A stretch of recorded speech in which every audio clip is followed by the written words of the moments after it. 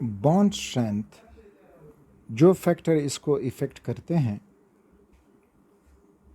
एक फैक्टर इनमें difference in electronegativity है जो directly proportional to bond strength है। जितना ये डिफरेंस ज़्यादा होगा उन दो एटम्स में तो बॉन्ड स्ट्रेंथ भी ज़्यादा होगा।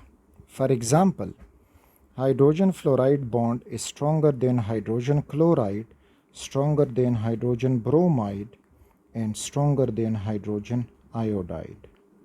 इसी तरह से अगर अल्काइल फ्लोराइड हैं तो उनका बॉन्ड स्ट्रॉन्ग होगा देन अल्काइल क्लोराइड, स्ट्रॉन्ग होगा देन अल्काइल ब्रोमाइड और स्ट्रॉन्ग होगा देन अल्काइल आयोडाइड। यानी alkyl iodide are more reactive because of the weak bond between carbon and iodine. Next factor covalent bond type यानी bond type. Bond type means कि अगर nitrogen nitrogen single bond है तो ये weak bond होगा than nitrogen nitrogen double bond, और weak bond होगा than nitrogen nitrogen triple bond. Similarly oxygen single bond oxygen is weaker bond than oxygen double bond oxygen.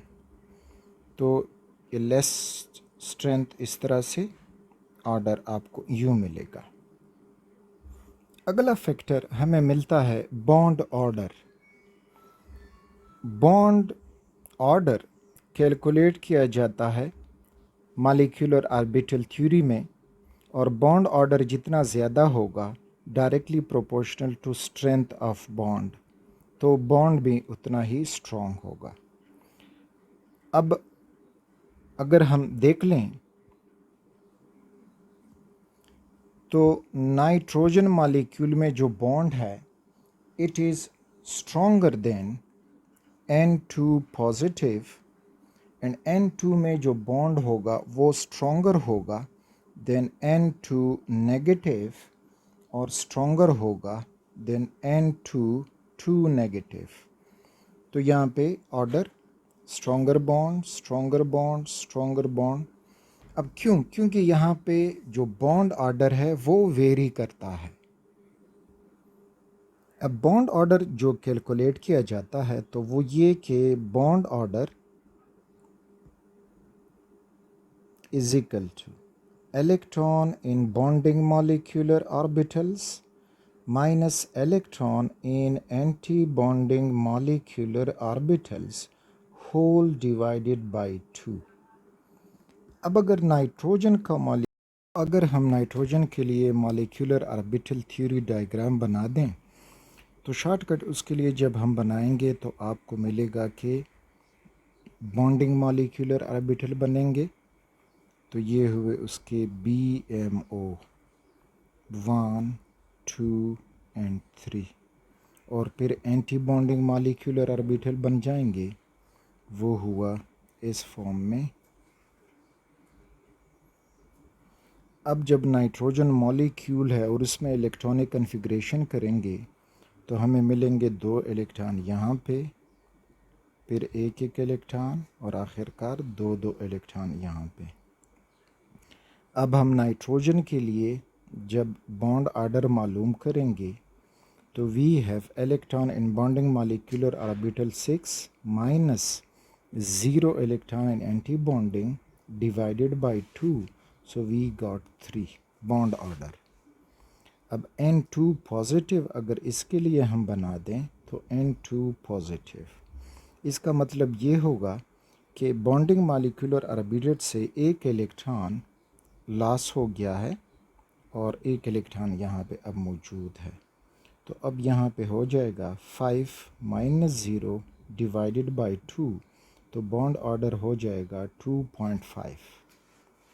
N2 और minus, अब यहाँ पे इट मीन्स कि एक electron ये गेन कर चुका है तो वो इलेक्ट्रॉन यहाँ पे आ जाएगा।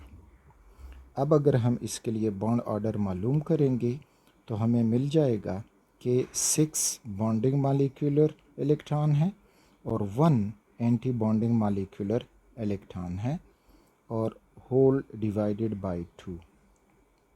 तो अगेन जब ये होगा तो यू विल गेट 2.5।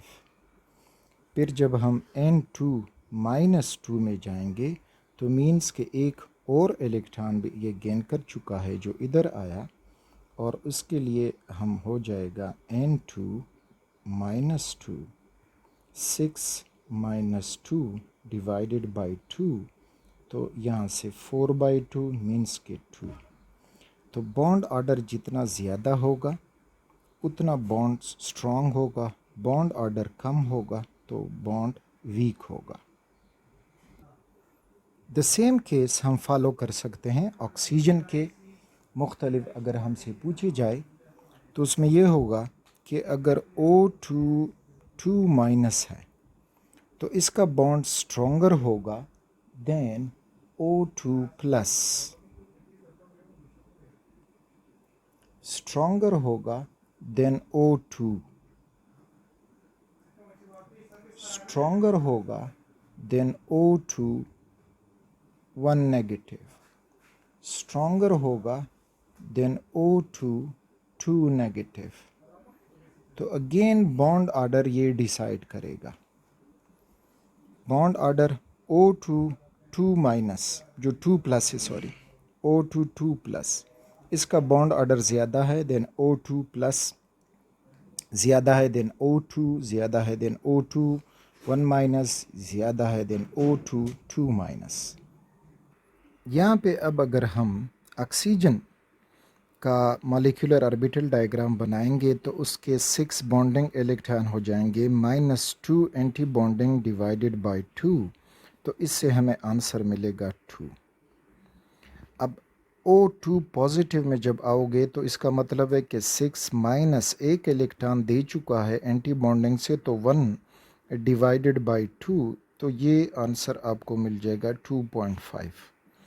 यहाँ पे O2 पॉजिटिव, तो इसका मतलब है कि 6 उसके बॉन्डिंग इलेक्ट्रॉन हैं, माइनस एंटी बॉन्डिंग से 2 निकल गए हैं, तो 0 divided by 2, so you got 3।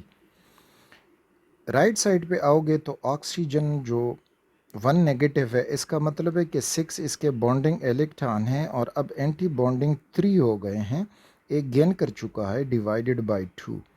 तो इस तरह से 3/2 आपको आंसर मिलेगा और वो 1.5 बन जाएगा।